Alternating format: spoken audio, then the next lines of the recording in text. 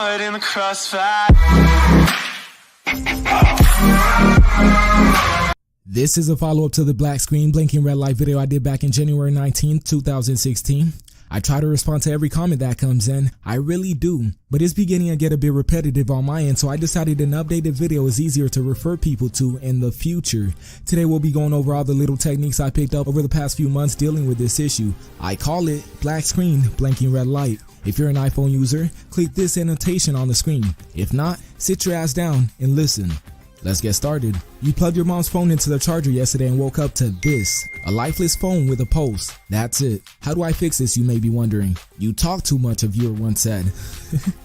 I know. So let's get to a point. The first thing I recommend you do is plug this sapsucker into a charger you know for sure works. Next, hold down the home, power, and volume up button simultaneously just until the device powers on. If your phone does indeed power on, release the power button while still holding the home and volume up button. I recommend wiping the partition cache for extra measures. What this does is flushes out any corrupted files you might have downloaded, preventing the phone from properly booting up.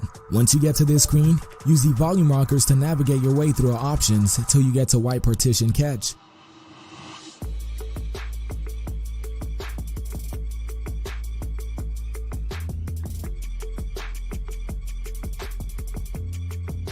Hit the power button to select. It'll say wiping cache, formatting cache, cache wipe complete. To boot up the phone, navigate to reboot system now and hit the power button.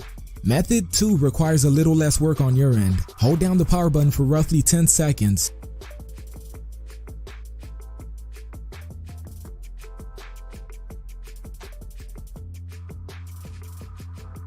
If your phone powers on, great. If not, just hold on, we'll turn it on. Keep holding it until you reach the 15-second mark. Only then can you plug a charger to it while still holding down the power button. It should power on by now. These methods should work the same way on phones without physical home buttons. If the two methods did you no justice, then you better hope this one does, because I'm beginning to run out of arsenal. Last but not least, remove the battery. If it is non-removable, find a way to remove it. Your phone depends on it. Thank you for watching. Let me in on the backstory of how your phone got the way it did down in the comments below.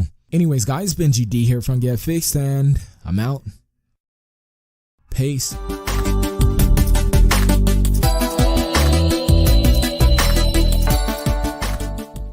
In the crossfire.